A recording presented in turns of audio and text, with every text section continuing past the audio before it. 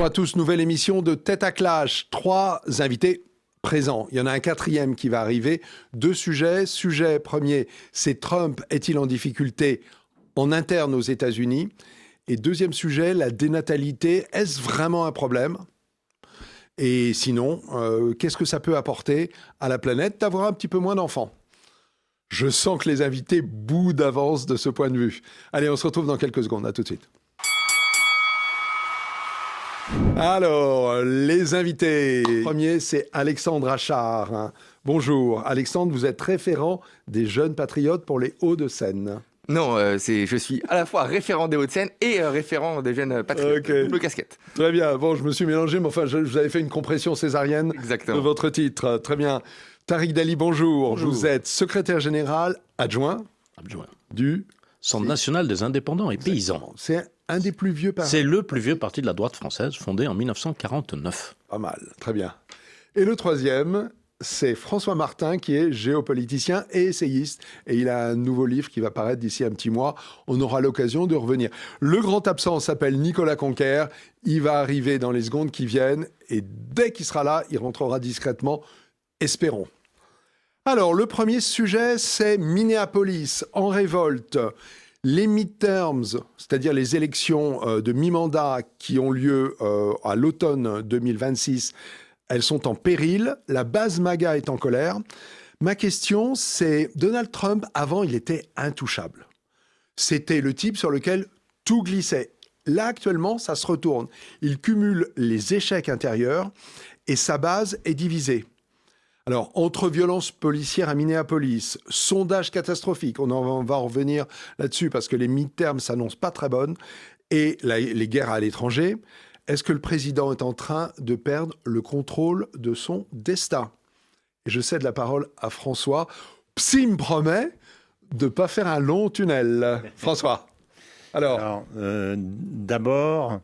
je dirais que Trump adore ce genre de situation. Ouais. Il a été mis en cause un nombre incalculable de fois tout au long de sa carrière. On a dit ça y est, il est foutu, à cause des élections qu'il avait perdues, à cause des procès, des filles qu'il a eues dans l'EHPAD, de l'argent, de ci, de ça. Et il s'en est sorti à chaque fois. C'est un type qui a des nerfs absolument d'acier et qui, en général, retourne les choses et profite des situations en disant, vous voyez, je suis la victime du système. Est-ce qu'aujourd'hui, où il est au pouvoir, il peut encore dire qu'il est la victime du système pour toucher les MAGA, qui est le principal problème? Oui. À mon avis, oui, il peut encore le faire parce qu'il a une base qui est finalement solide et qui est restée depuis longtemps. Et puis aussi parce que, et on y reviendra tout à l'heure, il y a beaucoup de mensonges et beaucoup de propagande dans ce qui est dit sur sa prétendue fragilité aujourd'hui. Elle est beaucoup moins. Il y a des éléments dont on ne parle pas, en particulier ce qui se passe à Minneapolis. Je vais dire en quelques secondes. Minneapolis, c'est une ville démocrate, c'est un pays démocrate. L'ICE, l'ICE, là, qui a tué la femme et tout. Celui Deux qui personnes, pas seulement une femme, oui, mais également un homme. Celui qui s'en est le plus servi de l'ICE, c'est Bush fils qui avait monté ça. Celui qui en a servi le plus, c'est Obama. Oui, Obama a envoyé 3 millions de personnes. Ils ont tué plus de 50 personnes. Pendant la période d'Obama, personne n'en a jamais parlé de ça. Donc, et le dernier truc que je voulais dire, c'est que ces pays démocrates ne veulent absolument pas rendre, ou ces États démocrates ne veulent pas rendre les migrants parce qu'ils détournent des milliards. Il y a 1 milliard de trucs qui a été détourné dans l'État le Minnesota. Bah, bien sûr. Ouais. Et donc il y a une énorme galette et un énorme système de prédation et de gangstérisme dans cet État. Ok. C'est pas juste Trump qui est méchant. Enfin bon. Tariq Dali, est-ce que vous êtes sur la position de François, qui en gros dit que Trump va s'en sortir une fois de plus, hein. Trump disait, je vous rappelle, c'était assez marrant, il disait « Je suis tellement populaire que je pourrais être tout nu dans la 5e avenue avec un fusil et tuer quelqu'un que les électeurs ne m'en voudraient pas ». Vous êtes sur cette position-là? Déjà, je suis pas en désaccord avec ce que dit François, mais déjà, est-ce qu'il est aussi en difficulté que vous le dites. Parce que le problème, c'est que la façon dont vous posez... Les sondages sont pas bons. Non, Voilà. je vais y venir. La façon dont vous posez la question démontre la force de la propagande. Parce que moi, je veux bien, vous dites le dont je serais victime. Mais bien entendu. Oui, bien entendu. Vous me parlez... Oui, absolument.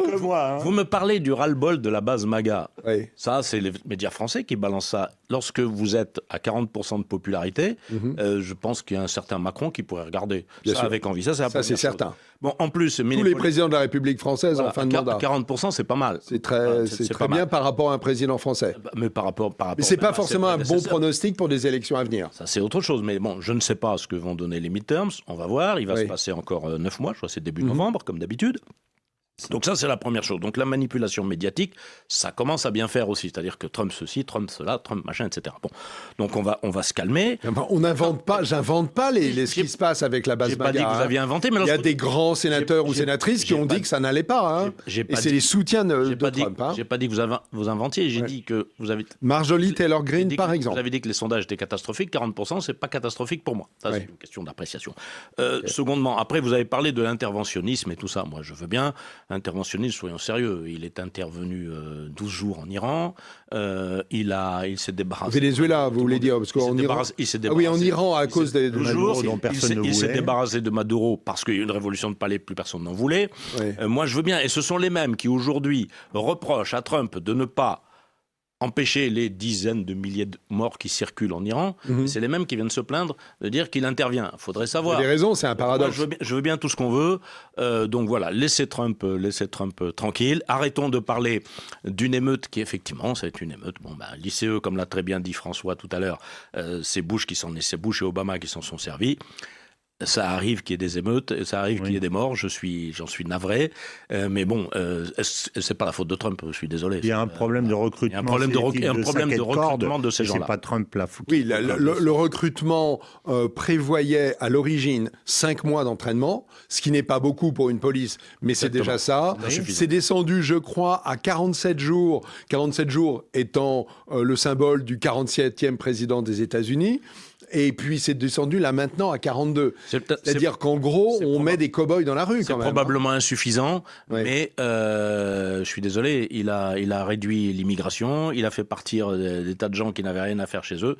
Bon, voilà, qu'est-ce que vous voulez que je vous dise ? Sur Minneapolis, il y a certains gros problèmes sur l'autorité judiciaire compétente. Il a essayé de faire juger Alexandre, ça en dehors de Minneapolis. Alexandre, justement, vous prenez la parole. Est-ce que vous êtes... Parce que moi, j'ai deux pro-Trump fervents. Ils ont les petites bannières rouges du Parti républicain. C'est bien. Mais moi, ce que je demande à un chef d'État, c'est d'être pragmatique et de gouverner dans l'intérêt de son pays. Alexandre, vous êtes aligné avec les deux affreux en face ou pas ? Moi, je vais plutôt donner les points négatifs sur Trump, histoire de contrebalancer un peu. Il y a quand même des déceptions. La liste Epstein, ça avance quand même pas beaucoup. Vous avez parlé... Mais ça avance quand même judiciairement. De Marjorie Taylor Greene.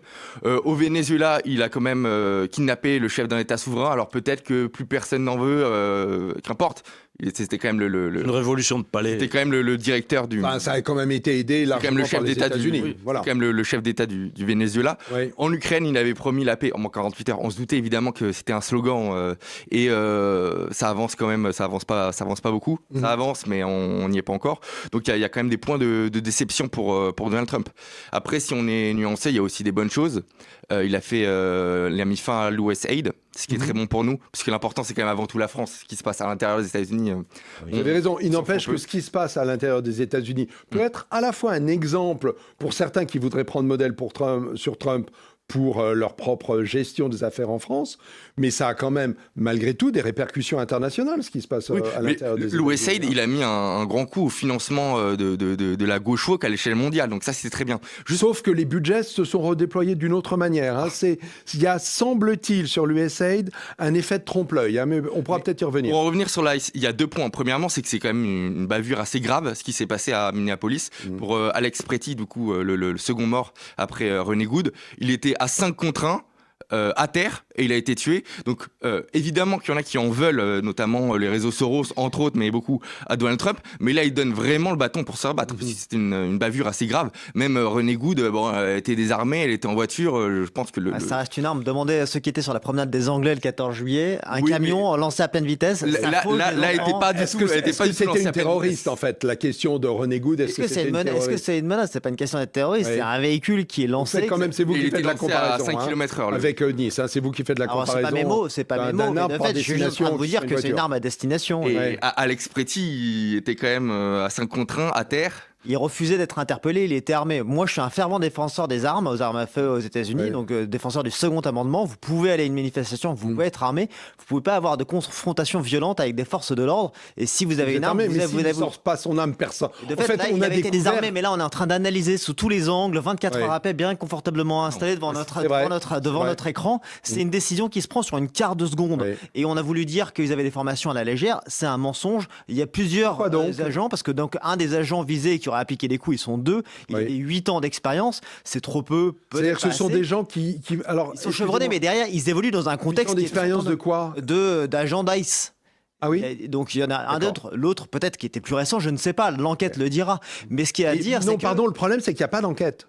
Mais bien sûr, mais le problème, c'est que c'est mis sous le tapis. En tout cas, c'est comme ça que c'est présenté. Peut-être que je fais le relais de la propagande démocrate. Il y a eu des effets rhétoriques, ils en sont revenus, et je me dissocie de ce qui a pu être dénoncé comme étant un terroriste ou quelqu'un qui avait une volonté d'appliquer un maximum de dommages. Aux États-Unis, on peut se déplacer avec une arme. Il avait beaucoup de cartouches sur lui, sachant qu'il a déjà eu des faits, Alex Pretty, de confrontation avec la police ICE. Il s'était cassé une côte une semaine au préalable. Ça ne justifie en rien sa mort. En revanche, c'est la Cour suprême et non le droit français sur la légitime défense qui statue que si vous présentez une menace, eh bien, il y a pas un blanc-seing, mais des modes d'action qui permettent de neutraliser cette menace. Et donc là, s'il va tendre la main vers son holster dans lequel il est armé... Ça n'apparaît pas sur la vidéo aussi il a été désarmé, mais en fait, c'est un chaos qui se gère. Il y a une mêlée qui dure une demi-seconde. Et donc, à la suite de ça, un des agents dit arme, arme, arme, ce qui suppose une neutralisation immédiate. C'est dramatique. On va revenir, Nicolas, parce que vous venez d'arriver, merci. Dommage pour les embouteillages. Vous m'avez dit, quand on s'est parlé hier, que vous êtes américain, ou en tout cas parti américain, ou vous connaissez bien cette zone. Voilà. Alors, je suis franco-américain et ma mère, et donc je parle longuement aussi dans mon livre de ce Minnesota qui lui-même intègre beaucoup de ces fractures. On rappelle que c'est l'État dont venait le colistier de Kamala Harris, le vice-président. Il aurait été vice-président à l'heure actuelle, Tim Walz, mais également la congresswoman qui est voilée, Ilhan Omar, qui est donc une Somalienne. Je te redis juste que ce contexte d'expulsion des criminels clandestins du Minnesota, il s'inscrit aussi dans un contexte de détection de fraude massive aux fraudes sociales qui ont été révélées par des journalistes citoyens qui montrent qu'il y a beaucoup de crèches privées qui auraient été en fait un grand détournerait de l'argent et qui irait jusqu'à aller financer des réseaux terroristes Al-Shabaab en Somalie. Donc c'est une certaine forme de clientélisme qui a été alimenté de nombreuses années, et là désormais ce phénomène d'opposition et d'insurrection douce, voire même armée de la part de contre-manifestants, eh bien il se produit au Minnesota alors qu'il y a 10 fois plus d'expulsions qui se font au Texas et en Floride, et ça se fait de manière pacifique. Il faut dire que les autorités locales de l'État du Minnesota refusent de coopérer avec les agents fédéraux. Ils refusent de la souveraineté et le mandat qui est donc celui qui doit primer, à savoir l'exercice de la loi fédérale. Je voudrais remettre quand même un peu l'église du village, parce que je trouve qu'on passe beaucoup trop de temps à parler d'un truc, une bavure policière à Minneapolis, qui va enflammer le débat politique en France. Je rappelle quand même qu'il y a quelques années, on nous a collé l'avortement dans la Constitution parce que Donald Trump avait rendu aux États la responsabilité de cette loi. Donc si on va continuer à regarder un fait divers à tel endroit parce que c'est Donald Trump et qu'on va pourrir le débat politique en France à cause d'un fait divers qui se passe à 6000 km d'ici, il faut arrêter la folie. Ok, très bien. Je suis stupéfait de voir qu'on parle de ce truc-là pendant des heures. J'entends parfaitement. Élevons-nous. Et parlons des midterms. C'est-à-dire du possible basculement des majorités dans les deux chambres. Possible. Qui enlèverait qui rendrait Donald Trump ce qu'on appelle un canard boiteux là-bas, mais qui pourrait même conduire à une procédure d'impeachment, c'est-à-dire d'empêchement d'agir et voire même de démission forcée du président s'il se retrouve compromis dans l'affaire Epstein véritablement ou dans d'autres. Non, mais c'est l'objectif des démocrates. Ça. Depuis que Donald Trump est descendu dans l'arène politique américaine, c'est ce qu'ils veulent. Ils veulent se débarrasser de lui. Bon, okay. Bien sûr. Mais il n'empêche que pour le moment, il a des majorités qui le soutiennent. Si elles basculent, on verra bien. Et les sondages sont très mauvais, mais non. Ça pourrait aller dans ce sens-là. François Martin. Vous êtes bien trop averti pour savoir que les sondages un an en avance valent ce qu'ils valent. Hein. Oui, vous avez raison. François Martin. 2 choses. La première, c'est que la tentative de déstabilisation de l'opinion et de l'insurrection, c'est une stratégie globale des démocrates pour essayer de casser Trump. Je rappelle qu'au moment où il a commencé à aller dans les universités pour virer les soi-disant activistes pro-palestiniens, etc., Obama a fait une déclaration lors d'une interview dans une des universités où il a dit « It's up to all of us to solve that ». C'est à nous tous de régler ça. C'était un appel à l'insurrection, mais comme Obama est très malin, il n'a pas dit il faut l'insurrection généralisée pour foutre Trump dehors. Mais c'est leur rêve, ça. Donc, je suis en aucune façon étonné de ça. Et ceux qui font l'appel, entre guillemets, à l'insurrection aujourd'hui, tu remarqueras qu'ils sont 2. L'un, c'est Obama, qui est aujourd'hui aligné dans la ligne de mire de l'Obamagate, qui est le Russiagate, où Pam Bondi a sorti un certain nombre de trucs qui tendent à prouver qu'il est derrière le fait d'avoir tordu les rapports de la CIA, etc., pour essayer de faire dire que Trump était soutenu par les Russes, ce qui est faux, en fait. Donc, il est dans le collimateur et il risque très, très gros.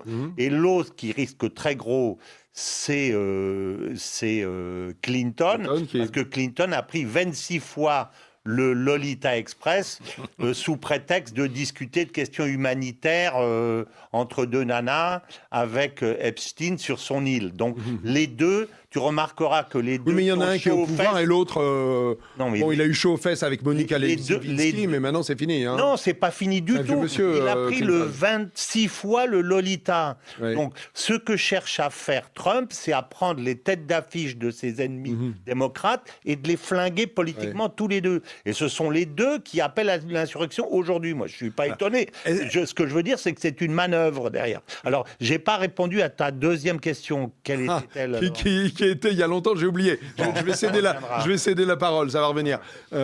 Nicolas Conquer, est-ce qu'il y a un risque de guerre civile aux États-Unis ?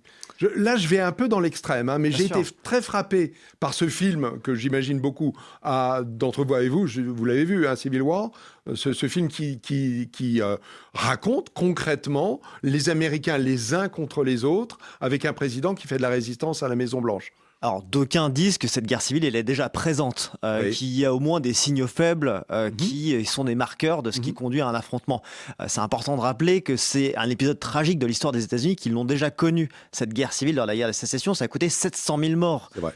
Et de fait, par définition, quelle que soit votre sensibilité politique, personne ne peut se réjouir de cette éventualité, quand bien même ça viserait à la destitution d'un président avec lequel vous êtes aux antipodes.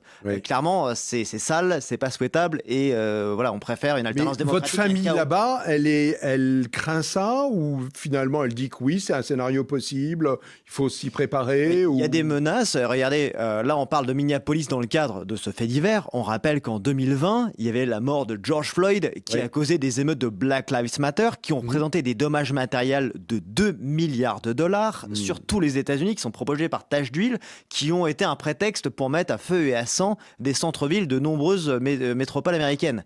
Et de fait, à la suite de ça, ça a poussé beaucoup de gens à se préparer face à de telles éventualités. Ça n'a pas été la guerre civile pour autant. Ça n'a pas été une guerre civile, mais ça n'empêche pas qu'individuellement, vous vous dites que est-ce que l'État sera en mesure de me protéger si ça dégénère? D'où les armes qui circulent énormément aux États-Unis, pas seulement par en particulier, tradition. et pas seulement dans des États républicains, et pas seulement auprès de redneck. Vous savez, notamment aux États-Unis, dans les États Californie, qui est très restrictif sur le port d'armes, dès qu'ils appliquent des régulations sur le port d'armes, eh bien, les gens se précipitent à l'armurerie, et souvent des femmes, en vue de se sécuriser de par les menaces et de se dire est-ce que j'ai la nécessité vitale d'assurer la sécurité de mon foyer, de ma famille. Non, mais l'homme qui a été tué, Alex Pretty, il avait une arme, alors qu'a priori, il est démocrate. Donc, bien entendu, le port d'armes n'est pas du tout un fait républicain. Et mais même Kamala Harris prétendait avoir un Glock. Lui, il avait une arme SIG avec des optiques. C'est une arme qui coûte très cher au bas mot. Hein, c'est 1600. Et d'ailleurs, accessoirement réputé pour avoir quelques problèmes de décharge accidentelle.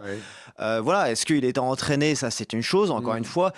Et ça a pu être dit, et donc je m'en dissocie. Le fait d'avoir un droit de porter l'arme n'a rien à voir que vous soyez démocrate, républicain, indépendant, que vous soyez en manif ou non. Il répond quand même à des responsabilités. La première, c'est d'avoir votre permis sur vous. Les législations vont dépendre des États à un autre. Et également, lorsque vous avez une confrontation avec les polices, eh bien vous obtempérez et vous évitez d'en venir aux mains et de créer, d'amplifier une situation qui est déjà très très tendue. Ça rigole pas, hein, moi, pour avoir été confronté à la police aux États-Unis, vous peut-être aussi. Quand on est aux États-Unis face à la police, et c'est pas seulement parce qu'on a vu des séries, on sent bien que l'attitude du policier, elle laisse pas la place à la négociation. Oui, parce qu'il y a des menaces, les gens peuvent être armés, et typiquement on a ce réflexe, si vous faites interpeller parce que vous êtes en excès de vitesse et que vous avez la mauvaise idée de sortir de votre véhicule, l'officier de police va dégainer immédiatement son pistolet, son arme, et il va comprendre que vous n'êtes pas hostile. En fait, c'est les mains sur le volant, ils ont un mode opératoire et les gens savent obtempérer. Et il y a différentes manières de ne pas se faire tirer dessus. Et il ne s'agit pas d'aller sortir ses papiers dans la boîte à gants, hein. C'est oui, évidemment. très sérieux. Il faut garder la tête froide dans ce genre de situation et connaître un petit peu le climat de tension, mais qui vise à assurer tant la sécurité que la mission de cet agent de l'ordre. Alexandre, pour les midterms, alors, pardon, vous parliez tout à l'heure de signaux faibles. Je vais vous en donner un. Il vient d'y avoir l'élection d'un maire, enfin plutôt d'une maire à Miami, je crois, qui est une femme démocrate, alors qu'il n'y avait pas eu d'élection de démocrate à Miami, vieille ville républicaine, depuis 40 ans. Est-ce qu'on ne peut pas parler là d'un signal faible qui serait peut-être de mauvais augure pour Trump ? Oui, clairement, le sondage vous montrait quand même qu'il y a une baisse de popularité qui est de plus en plus importante. Après, l'élection n'est pas encore jouée. Il peut, par exemple, sur certains de ses objectifs, notamment la paix en Ukraine, qui est une de ses grandes promesses de campagne, et il lui reste encore quelques mois, peut-être qu'il va s'arranger pour que ça arrive juste avant les midterms pour lui donner de l'élan. Est-ce que ça a une influence, la politique internationale, est-ce que ça a une influence sur le vote des électeurs ? C'est vraiment ça la question. C'est une bonne question. Je pense que ça en a un petit peu. Ces grandes promesses, c'était liberté d'expression, paix et prospérité économique. Sur la prospérité économique, c'est un peu mitigé pour l'instant, mais je pense que ça va s'améliorer, puisque vis-à-vis, par exemple, de l'Union européenne, il a quand même bien profité de nos divisions internes pour nous imposer un accord qui est 100% de son côté, puisque ça devrait commencer à payer. On prend des droits de douane et en échange, on lui prend l'énergie et on échange rien du tout, quoi. Donc, de ce point de vue-là, c'est moyen, mais ça passe à peu près. Du point de vue de la liberté d'expression, effectivement, il n'y a pas de problème, mais du point de vue de la paix, qui est quand même une de ses grandes promesses, le résultat est mitigé. Alors, il y a eu Israël-Palestine. Il est mitigé. Moi, je veux bien tout ce qu'on veut. Donc, je vous dis, l'Iran, il les a calmés. Et puis là, on va voir ce qui va se passer dans les jours qui viennent. Il a calmé, mais il y aurait des dizaines de milliers de morts. Hein. Donc, c'est un calme relatif. Ça, c'est pareil. J'en sais rien. J'attends de voir ce qui va se passer. Vous oubliez quand même que tous les otages de Gaza ont été libérés. Que c'est le cessez-le-feu. Vous oubliez qu'il n'y a plus de tension entre l'Arménie et l'Azerbaïdjan. Vous oubliez qu'il n'y a plus de guerre entre le Rwanda et le Congo. Je ne sais pas, vous avez vu un cessez-le-feu à Gaza. Il me semble qu'il y a toujours... À Gaza, tous les otages israéliens ont été libérés. Ah oui, bien. Les otages ont été libérés, pour autant, ça continue à se tirer dessus. Concrètement, il y a des hommes qui meurent. C'est quand même le calme est quand même pas comparable. C'est moins pire. Le calme d'aujourd'hui. C'est moins pire. Vous satisfaisez de ça. Et puis je termine avec le Congo-Rwanda. Ça faisait combien de temps qu'ils se foutaient sur la gueule ?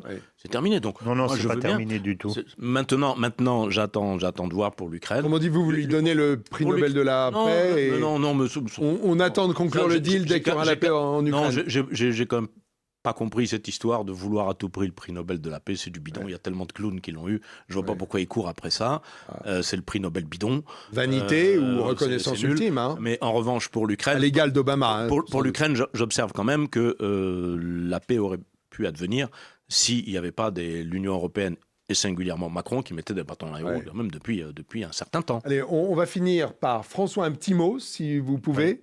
Et ce sera vous qui aurez le dernier mot, Nicolas. Je dirais déjà que le fait que Trump perde les midterms, si jamais il les perd, ça sera mauvais pour lui par rapport à la mission qui s'est donnée de refaire les États-Unis et de refaire le monde d'une certaine façon, mais ça ne sera en rien étonnant par rapport à ce que l'on sait de la politique américaine, parce que je dirais que les midterms sont fabriqués d'une certaine façon pour couper les pattes au président, de façon à ce que ça soit quasi systématiquement défavorables au président en place. Vous avez raison. Donc moi, ce que je pense, c'est une partie de mon livre, c'est que en fait aujourd'hui, tout ce qu'il fait en interne et en externe, c'est en fait de la stratégie hollywoodienne pour faire de la promo et du vent, du catch, puisqu'il aime beaucoup le catch, pour essayer de faire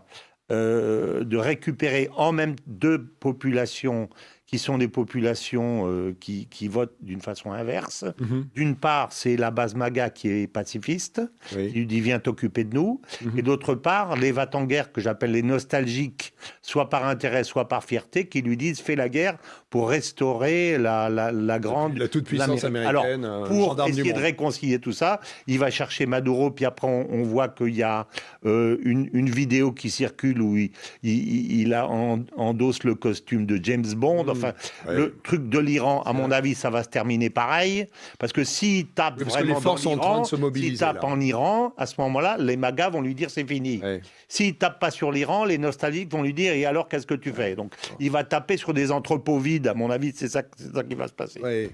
Ok. Nicolas, en deux mots, vous pensez qu'il est bien parti ou vous êtes plutôt optimiste sur En tout cas, la campagne des midterms, elle vient d'être lancée à partir d'hier. Il reprend la campagne et il va sur un sujet qui n'est pas la politique internationale, c'est vraiment des sujets très matériels ou matérialistes. C'est le pouvoir d'achat, c'est les exonérations fiscales avec la grande texte de loi qu'il a passé l'année dernière et qui de toute manière Big Beautiful Bill, va conditionner la suite de son mandat, quand bien même il perdrait les chambres, parce que rappelons-le, c'est la majorité la plus ténue de l'histoire américaine. Et pour revenir sur les élections de mi-mandat, le parti au pouvoir ne l'a conservé qu'une seule fois depuis 1945, parce qu'il y a ces checks and balances et c'est défavorable. Même si, je doute là, il faut que je te ressorte de c'était pas Reagan en 86. Et pour aller sur un cran plus loin, c'est que vous avez déjà tous nos experts de plateau, nos belles âmes qui sont en train de dire il va perdre les élections de mi-mandat comme si c'était quelque chose d'assez sensationnel ou qu'ils ont vu ça dans leur boule de cristal. Rappelons qu'ils ont eu tort sur tout et je pense que c'est encore très prématuré, surtout de ne pas avoir conscience de quels sont les enjeux qui vont être mobilisateurs. Donald Trump, sur une élection d'une maire en Floride, il ne peut pas faire grand-chose, mais s'il se mobilise et il fait campagne, et bien là, il peut mobiliser un électorat qui aurait eu tendance à ne pas se déplacer s'il n'était pas présent. Excellent. Surtout s'il leur verse un paquet d'argent, on avait dit que comme il risque de le faire. Qui fermait la porte, François. Oui, c'est vrai. À mal finir, donnez-moi vos doigts. Allez. Allez, merci messieurs. On se retrouve dans quelques secondes pour le deuxième sujet sur la dénatalité. À tout de suite.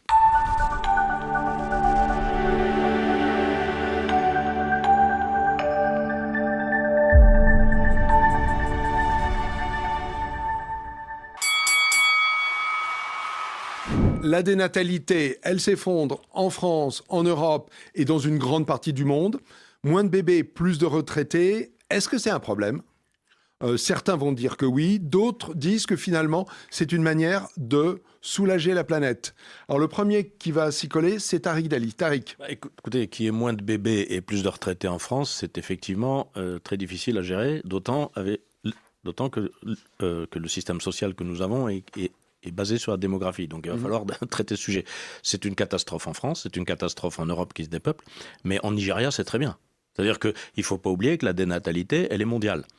C'est-à-dire que toute la planète, on fait moins d'enfants, quelles que soient les latitudes, les populations. Alors, il se trouve qu'il y a des pays effectivement qui commencent à être surpeuplés, en Afrique, en Inde, etc.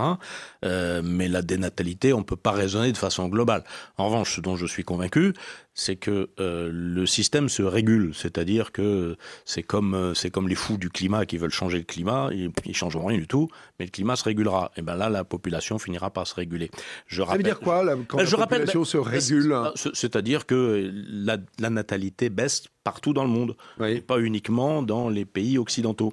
C'est la raison pour laquelle je pense que les pays occidentaux devraient prendre le sujet à bras-le-corps pour réveiller leur natalité, sinon c'est eux qui vont disparaître complètement. C'est-à-dire que tout l'Occident se dépeuple, la Corée du Sud c'est une catastrophe. En revanche, c'est le pire chiffre de l'OCDE. La Corée du Sud c'est une catastrophe absolue, donc la Corée du Sud n'existera plus dans 50 ans, il continue comme ça. Donc il va falloir travailler là. Elle existera, mais elle n'aura que des vieux messieurs ou des vieilles dames. Exactement. Alors je rappelle quand même aussi que les turiféraires de la décroissance, de la dénatalité ont toujours tenu le haut du pavé depuis Malthus, si vous voulez. Dans les années 60-70, on nous disait la Terre ne supportera jamais 5 milliards d'êtres humains. Oui, c'était 4-5 milliards, je crois. 4 ou 5, on en est à 8. Et il y avait des famines il y a 60 ans. Oui. Il n'y en a plus. Je rappelle par exemple, on a parlé de prix Nobel de la paix tout à l'heure. Il y en avait un qui l'avait mérité, c'était Norman Borlaug. Il l'avait eu parce que c'est lui. Je ne sais même pas qui c'est. Norman Borlaug, c'était un agronome qui, en 1970, a obtenu le prix Nobel de la paix parce que, justement, il avait travaillé là-dessus, sur la révolution agraire. Donc, il a travaillé sur les meilleurs rendements des céréales, etc.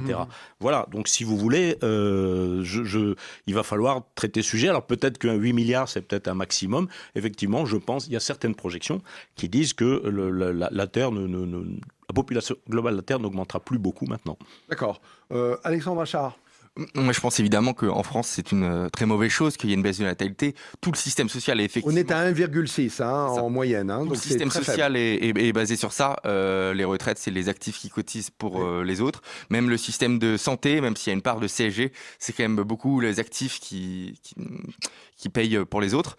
On n'en subit pas encore les conséquences, mais dans 20 ans, quand il y aura moins de personnes qui rentreront sur le marché du travail, du coup, ça fera moins de recettes. On va en subir les conséquences. Oui. L'année prochaine, il y a 600 000 enfants de moins en maternelle. Mais vous vous rendez compte ? On en subira les conséquences plus tard. C'est ça le problème. C'est-à-dire que les politiques aujourd'hui qui voient ça, c'est pas eux directement qui vont en subir les conséquences, c'est plus tard. La vraie question, je pense, qu'il faut se poser, c'est pourquoi et qu'est-ce qu'on peut faire pour inverser la tendance. Est-ce qu'on doit y faire quelque chose ? Je crois qu'on est tous d'accord ici pour dire qu'en France, en tout cas, c'est un gros problème. Nous, de toute façon, on est là pour s'occuper de la France et des Français.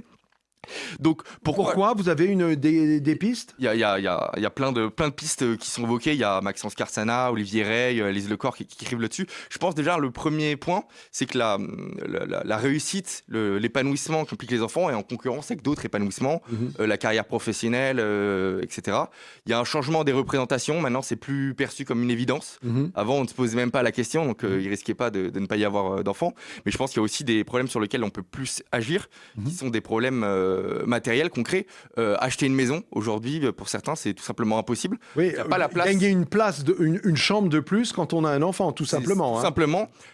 Aussi le temps, puisque aujourd'hui, depuis maintenant quelques années, ceci dit, ça a toujours été le cas, les femmes travaillent, elles ont un travail très prenant. Ceci dit, les hommes aussi, donc ils se disent quel temps on a. Aussi, on est dans une société qui est de plus en plus liquide, où les relations entre les hommes et les femmes, entre les amis et même avec la famille est plus fluide. Donc c'est peut-être plus compliqué de donner les enfants aux grands-parents, puisqu'ils sont partis. Les amis sont peut-être moins proches, donc est-ce qu'on va pouvoir leur confier faire un enfant, est-ce que le couple va tenir 20 ans? On sait que les divorces augmentent. Il y a aussi un peu cette incertitude qui rend les choses plus compliquées. Nicolas Conquer, vous êtes prêt à arbitrer entre un enfant de moins ou pas d'enfant et plutôt un chien? Parce que c'est comme ça. Alors c'est comme ça. C'est un livre qui a un certain succès en ce moment, là, Dormir avec son chien, qui me dépasse dans les ventes. Donc c'est assez frustrant, mais ça répond à une préoccupation. Moi, je pense que la détresse, elle est surtout du point de vue entre les enfants qu'on a effectivement en moyenne versus les attentes réelles. Et là, c'est ce delta qui montre que pour différentes raisons, une politique familiale qui est en échec, qui montre qu'il y a une détresse et que les entreprises n'intègrent pas suffisamment les stades de la vie dans lesquels les parents, les hommes et les femmes puissent avoir à accueillir des enfants, et ce qui nous mène à avoir des existences sur lesquelles on aura certes une belle carte de visite, mais on se sentira parfaitement seul. Pardon, vous dites que la politique de natalité en France est en échec. Pourtant, nous sommes un des pays qui dépense le plus d'argent, beaucoup plus, je crois que c'est 2% du PIB pour favoriser la natalité, par rapport aux États-Unis qui en dépenseraient environ 1% et qui continuent à avoir une bonne natalité. Effectivement, mais c'est un peu une bombe à retardement aussi aux États-Unis. Il faut regarder de manière plus précise qui sont ceux qui tirent à la hausse la natalité. Il y a la communauté hispanique, latino. Mais si je reviens sur le cas de la France, effectivement, il faudrait une politique beaucoup plus volontariste. Vous ne pouvez pas dire l'inverse, qu'on a une politique antifamiliale qui a été prônée par des gouvernements successifs qui font que désormais... Vous pensez que c'est parce qu'il y a eu des politiques contre la natalité en France, Mais, que résolument. les gens auraient rentré en... Il y a eu une chute brutale de la natalité aussitôt que Hollande a décidé de transformer les allocations familiales qui sont la politique familiale en politique sociale. Le jour où il a décidé qu'il fallait mettre les allocations familiales sous condition de ressources, la natalité a plongé. Ah oui. Tout le monde est surpris, mais c'est comme ça. Oui, parce que personne ne s'attendait à ce que ça ait le moindre impact. Oui, sauf qu'ils ont oublié un petit détail que je viens de dire, Oui. c'est que la politique familiale, ce n'est pas du social, c'est pas de la redistribution, c'est la politique du pays, c'est régalien. Oui. On veut des enfants. Voilà. Donc, et là, il n'a pas compris. Enfin, on veut. Vous voulez dire, un bon gouvernement souhaite... Ben, évidemment, un bon gouvernement français, c'est ce que je vous ai dit tout à l'heure, Oui. c'est qu'en Nigeria, la dénatalité est une bonne chose, en France, c'est une catastrophe. Donc voilà, on n'a pas compris. On l'a vu tout de suite. Et vous le voyez d'ailleurs, il y a des pays où c'est très lent.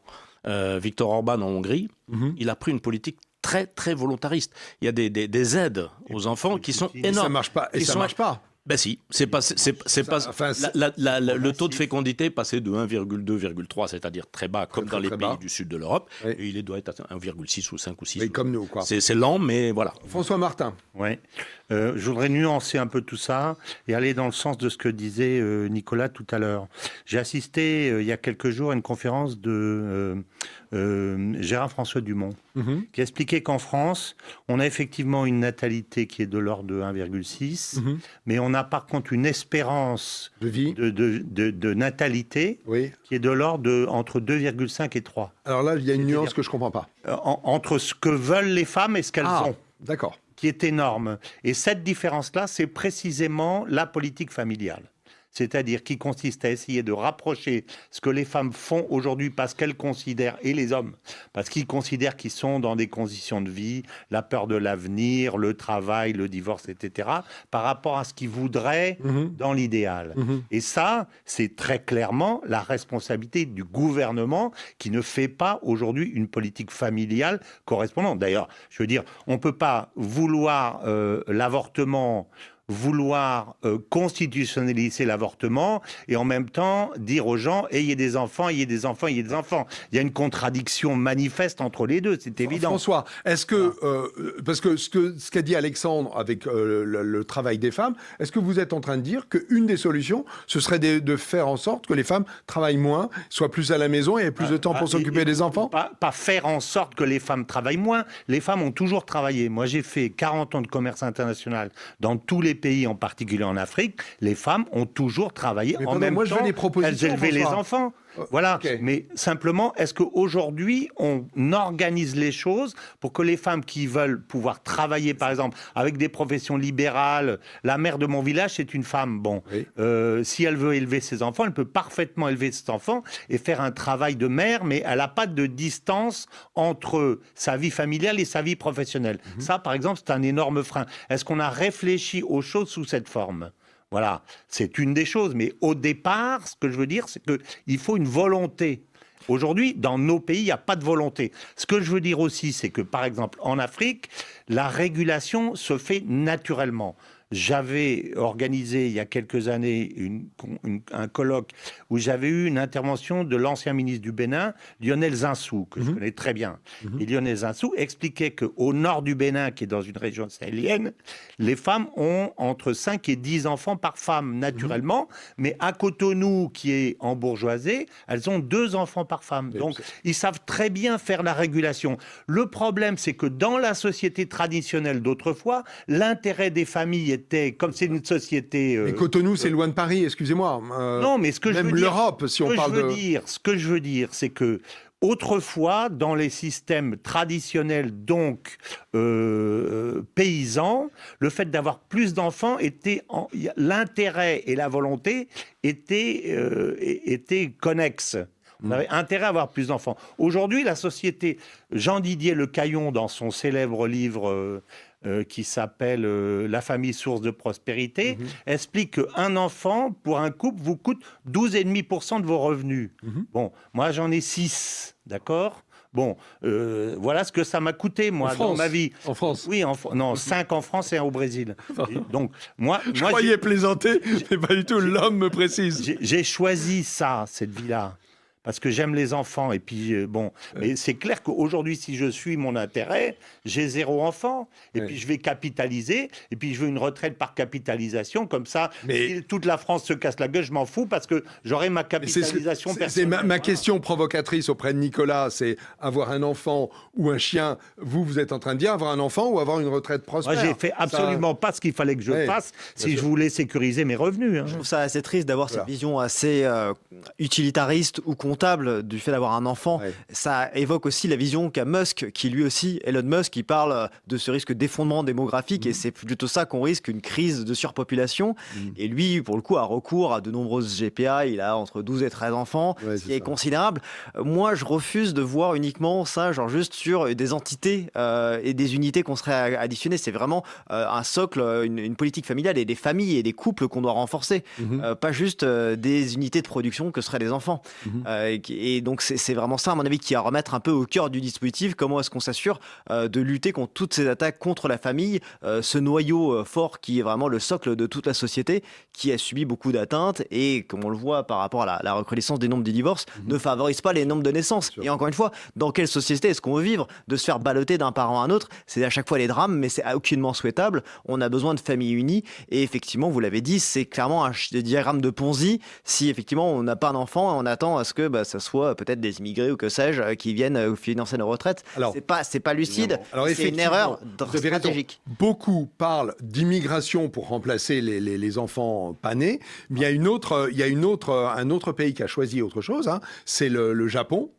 Le Japon, la natalité est totalement effondrée. Elle n'est pas loin de celle de la Corée. Le Japon interdit l'immigration, en tout cas la régule de manière très forte, et a choisi les robots. Mais est-ce que les robots, c'est pas la bonne solution ? J'arrive dans un monde dystopique. Je vois les cheveux de tout le monde se dresser sur la tête. Mais le Japon l'a choisi. Oui, ça, on a bien compris. Est-ce que c'est une solution ou est-ce que je délire? C'est une solution, Alexandre. Non, mais si la natalité est structurellement basse longtemps, le peuple disparaît. Nous, si on aime la France et les Français, je pense que c'est la base de l'engagement de beaucoup ici, on a envie qu'ils continuent, tout simplement. Non, en tout cas, ce que je voulais dire, c'est qu'il faut que la société, que ce soit l'État, les entreprises, etc., se mobilisent pour que ceux qui veulent des enfants, et en veulent beaucoup ou pas, en aient. Puisque ceux qui en veulent pas, on ne peut pas les forcer, ils font ce qu'ils veulent. C'est un effort mais ceux qui en veulent, les entreprises doivent aménager l'emploi du temps pour les pères et pour les mères, mais aussi pour les pères aussi d'ailleurs. Il faut investir de l'argent. On baisse déjà les impôts. Enfin voilà, il faut que la société soit mobilisée là-dessus. On a fait les allocations dès le premier enfant. Je pense que c'était une bonne chose et qu'il faut qu'on continue dans ce sens. Alors on va s'arrêter là. François, je sais que vous piaffez. Je vous connais très bien. J'ai même pas, avec ma vue latérale, je vous entends. Allez, on en reste là. On va passer au coup de gueule et au coup de cœur parce qu'autrement on va pas y arriver. Et j'ai le réalisateur qui me dit on n'a pas beaucoup de temps. Allez, à tout de suite pour les coups de gueule et les coups de cœur. Retrouvez et achetez les livres des invités de TVL dans la boutique de votre chaîne sur tvl.fr.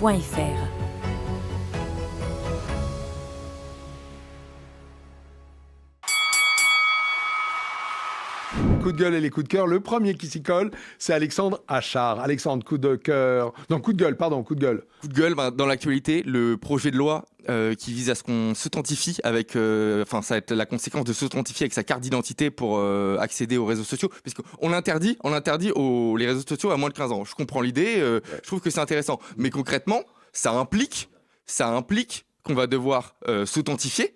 Donc, pour tous les réseaux sociaux. Pour tous les réseaux sociaux. Ça m'avait échappé. J'avais compris pour le porno, mais... Ah non, là, le projet de loi hier, c'est pour tous les réseaux sociaux. Je termine. Oui. Et le véhicule qui va permettre ça n'est pas encore fixé, mais ce sera très probablement via l'identité numérique européenne. Donc ce sera premièrement beaucoup plus facile de nous débrancher si jamais à un moment on souhaite, parce qu'on n'a pas respecté je ne sais quelles règles en vigueur sur la liberté d'expression choisie de manière arbitraire.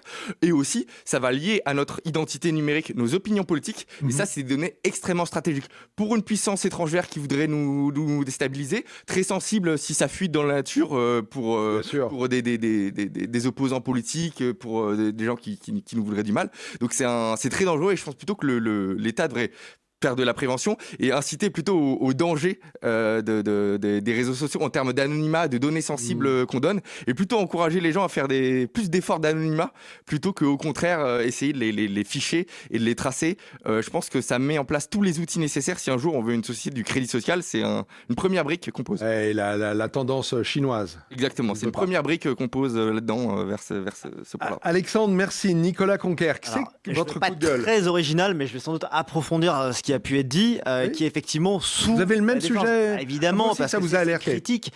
Sous le prétexte de protéger nos enfants, on voudrait imposer une censure par procuration. C'est absolument dramatique parce que derrière, qui va avoir la main sur les sites auxquels on peut accéder ou non? Ça pose un véritable problème du régulateur et de règlement qui échappe tout à fait à un système de loi. Et donc, on tombe dans une dystopie orwellienne. Ce qui vient aussi, aujourd'hui, il y a énormément de personnes et des contenus de qualité qu'on peut consommer sur les réseaux qui s'expriment sous anonymat ou sous pseudo, parce que l'anonymat réel n'existe pas.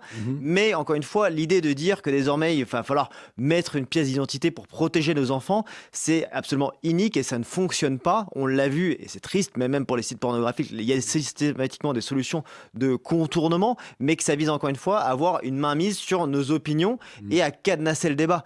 Donc effectivement, cet espace Internet qui était un espace de liberté, vous voyez que ça échappait donc au contrôle du narratif. Ils cherchent à remettre la main dessus. Je trouve ça détestable. Il faut se mobiliser et j'avais déjà fait une proposition en ce sens de militer pour un premier amendement à la française dans lequel aucune loi ne pourrait entraver la liberté d'expression dans l'espace public, médiatique et surtout sur Internet. Donc arrêtez de croire que parce que ce serait pour protéger vos enfants, on va venir réguler les opinions, les accès, parce que c'est vous que ça va venir concerner. Et dans un calendrier électoral, c'est absolument néfaste et périlleux pour la démocratie. Merci beaucoup. Vous avez utilisé la totalité de votre temps de parole, juste précisément. Merci beaucoup. Tariq, votre coup de gueule, c'est sur quoi ? Eh bien, mon coup de gueule, ce sera contre Gérard Larcher en particulier, contre le parti Les Républicains en général, j'ai l'habitude. Bon, alors, le président du Sénat a accordé une interview au Journal du Dimanche qui est passée un peu inaperçue parce qu'il a quand même dit une phrase. Il a dit tout le mal qu'il pensait du budget 2026. Et il a sorti la phrase suivante. La logique, c'est la censure. La raison, c'est de ne pas la voter. Au nom du risque d'instabilité, de l'incertitude, enfin tout le baratin, passant sur les éléments de langage, sur la stabilité. Très centriste. Etc. Comme si, voilà. Alors, il faudra quand même que Larcher nous explique ce qu'est la logique non raisonnable ou ce qu'est la raison non logique. Bah, ça sert à rien, de toute façon, Retailleau nous l'explique déjà depuis un petit moment.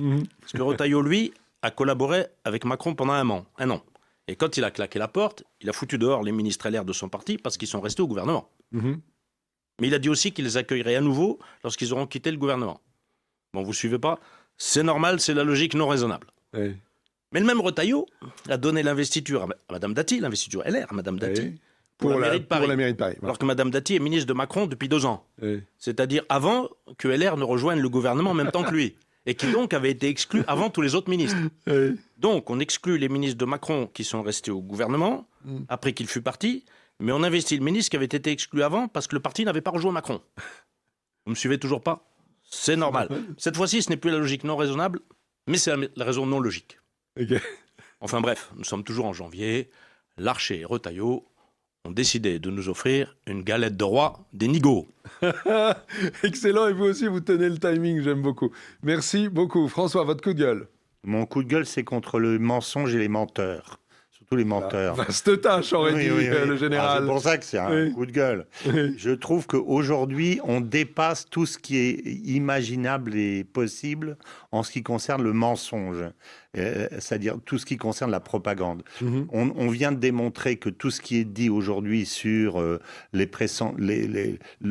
guerre de Trump contre les gangs, l'immigration, le vol de l'argent des immigrés, etc., les détournements, c'est présenté comme Trump fasciste, donc c'est totalement mensonger. Ce qu'on nous a dit, j'en sais quelque chose puisque j'ai fait un livre là-dessus, sur l'Ukraine, la présentation était totalement mensongère, avec le méchant Poutine et les gentils Ukrainiens dont le président est le nouveau Churchill, c'est mensonger.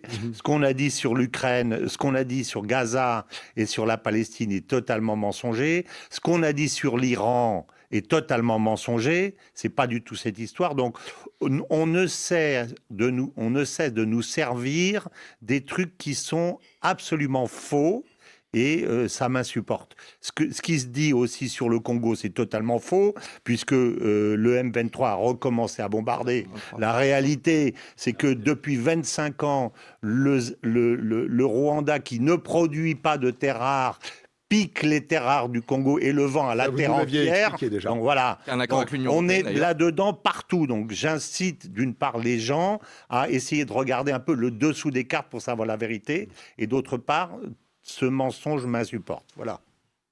Merci beaucoup. Et le Réal me dit, Raphaël, peux-tu me redire qu'il y a une émission d'Arte sur le dessous des cartes? Ah, très bien. Ok, parfait. J'ai de la propagande dans l'oreille, je suis bien obligé de la relayer. Ah là là, si vous saviez la difficulté de mon métier. Je vais faire pleurer dans les chaumières. Alexandre, votre coup de cœur? Coup de cœur, évidemment, le regain souverainiste auquel on assiste en France. J'ai vu plusieurs figures. Eugénie Bastier commencer à questionner la pertinence de notre appartenance à l'Union européenne. Très récemment, même Mourad Boudjilal, qui pourtant a soutenu Macron en 2022, commence à dire finalement, est-ce que c'est vraiment une bonne chose? Il a dit clairement, je suis pour le Frexit. Pourquoi? On nous a vendu faire l'Europe, c'est faire le poids. On nous a bombardé avec ce slogan pire qu'une pub Carglass. Et on remarque quoi? Que finalement, les accords commerciaux, justement, ce poids qu'on devait avoir, ils sont aujourd'hui, ce consigne, sont défavorables à la France. Et la preuve, on s'y oppose carrément. Donc là, les Français sont en train de réaliser que non seulement l'Europe, c'est pas juste une coopération entre États, enfin l'Union européenne, pardon, mais c'est quelque chose de supranational qui s'impose à notre volonté. Et ils sont en train de voir ensuite que ça s'impose du coup, contre la volonté et pour des mauvaises raisons. C'est-à-dire que encore, si on nous imposait de lutter contre l'immigration, d'éviter le Mercosur, etc. Alors je serais quand même contre, puisque je suis pour la démocratie française, moi je suis pour que ce soit les Français qui décident pour les Français, dans les intérêts des Français. Donc ça me poserait qu'un problème, mais là en plus ça nous oblige à l'immigration, ça nous oblige à des accords commerciaux qui sont renouvelables, ça nous coûte une fortune, plus de 15 milliards par an. Donc là on voit un vent souverainiste, ça fait plaisir, il y a les maires qui décrochent les drapeaux européens, c'est courageux de leur part. Bon, c'est pas non plus Jean Moulin, mais quand même ils vont avoir 2-3 remarques. Donc on sent un petit vent souverainiste en France et ça fait plaisir. Très bien, merci beaucoup. Alors, Nicolas Conquer. Alors, une fois n'est pas coutume, mon coup de cœur va aller à un macroniste. Figurez-vous, j'ai entendu sur LCI, encore double surprise, un macroniste me dire l'immigration c'est terminé, il faut la geler pendant 2 ou 3 ans. Ces propos ils viennent de Gérald Darmanin. Alors personne n'est dupe, on est en pleine année électorale, mais de fait là ça vise clairement les visas, l'immigration de travail, le regroupement familial. Il y a une vraie prise en compte. De quoi parle-t-on? On parle de 500 à 800 000 entrées par an. Et il n'est même pas seulement question de lutte contre l'immigration illégale. Là on est vraiment en train de prendre le problème à bras-le-corps, ce que nous on alerte depuis des années, à savoir cette immigration légale qui contribue à une raréfaction du travail pour les Français, à un dumping social, à une précarisation. Et aujourd'hui, avec les menaces pesées par les nouvelles révolutions de l'intelligence artificielle et également le souhait de sans doute réindustrialiser la France, il y a une vraie volonté de remettre au travail nos Français plutôt que d'importer une main-d'œuvre étrangère. Donc, ce qui est assez curieux, c'est qu'on a été voué hégémonie à chaque fois qu'on annonçait ça, et désormais il y a une vraie prise en compte. Et rappelons-le, c'est quand même un mouvement qui a été également initié aux États-Unis dernièrement, sur lequel non seulement il y avait une politique ferme sur l'immigration illégale, mais une volonté pas forcément d'inverser les flux, mais même de réduire l'immigration légale, compte tenu du fait qu'il y avait toujours des manières de profiter de dispositifs pour appliquer à la baisse sur les salaires.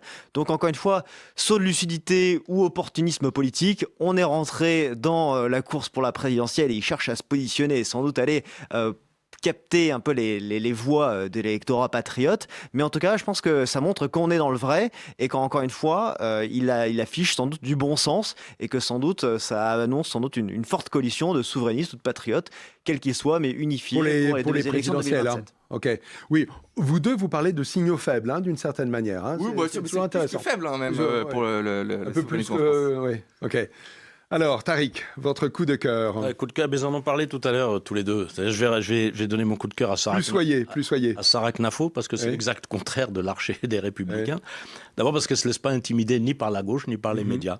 Et j'ai remarqué que les députés ont voté effectivement, comme un seul homme, la loi unique interdisant soi-disant les réseaux sociaux aux moins de 15 ans. C'est une des rares à avoir hurlé contre ce truc-là, qui a été voté, qui est passé comme une lettre à la poste. C'est un nouveau pas, comme l'ont dit nos amis tout à l'heure, pour fliquer toujours davantage. Et de toute façon, Macron, il faut savoir que ça ne s'arrêtera pas là. C'est-à-dire que là, son objectif, c'est de faire ça très vite Et vous allez voir qu'avant la présidentielle, il y aura un truc pour fliquer, interdire, etc. Alors, mais je voudrais dire aussi que Sarah Knafo, elle a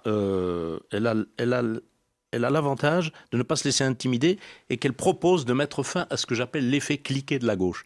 C'est-à-dire la gauche vote des lois complètement iniques et la droite ne revient jamais en arrière. Eh bien, elle, à la mairie de Paris, elle a dit que puisqu'elle est candidate, elle est candidate de la mairie de Paris, la voie Pompidou, je la rouvre. Oui. Le stationnement avec des prix hallucinants, j'y mets fin.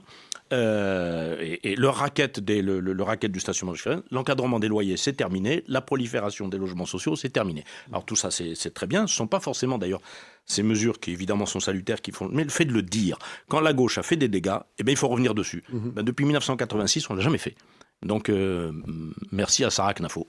Merci beaucoup. François Martin, vous allez fermer le banc des coups de cœur. Je vais dire ce que je voulais dire la dernière fois que j'ai pas pu. C'était de ma faute, je suis un grand méchant, c'est bien. C'est tout à fait. Oui. Je voulais donner un grand coup de chapeau aux résistants, que j'appelle les résistants. C'est-à-dire nous, toi, mon cher ami, tous ceux qui sont dans cette radio et dans cette télé, et les autres, etc. Je pense que contrairement à vous peut-être, je suis très optimiste en ce qui concerne l'Europe, parce que je pense que dès qu'il y aura un accord russo-américain qui est, à mon avis, dans les tuyaux, parce que Trump fait du cinéma en attendant que Poutine ait pris tout ce qu'il veut. Mais quand ça sera fait, il y aura un accord parce qu'ils ont énormément de choses à se partager. L'argent. D'une part, Trump est en train de dynamiter l'Europe de Bruxelles. Moi, je ne donne pas 2-3 ans à l'Europe de Bruxelles avant d'exploser. Le problème, c'est qu'est-ce qu'on fera quand on sera tout seul ? Bon, quand tu as la pagaille comme ça quand la marée descend, c'est pas à toi, Breton, que j'attends ça, à prendre ça. Ce qui reste, c'est les rochers. C'est ça qu'on voit. Les rochers, c'est nous. Et c'est ça qui doit tenir, et c'est très important. Alors, on fait un travail ingrat parce qu'on a l'impression qu'il y a tout le monde qui dit « Ah ben non, pas du tout », etc. Mais je pense que c'est ce qui va rester. Ce sera les bases porteuses pour reconstruire quelque chose de positif. Et rien que pour ça, je pense que ça vaut la peine de nous envoyer, je me mets dedans, exceptionnellement, un bon coup de chapeau. Voilà. Très bien. Pour nous donner l'espoir. Ok, félicitations donc. Voilà. Merci beaucoup François, merci à tous de votre présence. Qu'est-ce que c'est que ce livre ? Eh bien, ça vient Ah oui, vers un Trump français, Nicolas Conquer. Belle couverture, hein ? Je vous remercie. Allez, rendez-vous dans 15 jours. Belle émission, messieurs. Vous verrez, la prochaine sera encore mieux. À tout de suite. Enfin, dans 15 jours. Oh là là là. Oui, aussi bien. Voilà, aussi bien. Même on baisse l'exigence. Allez.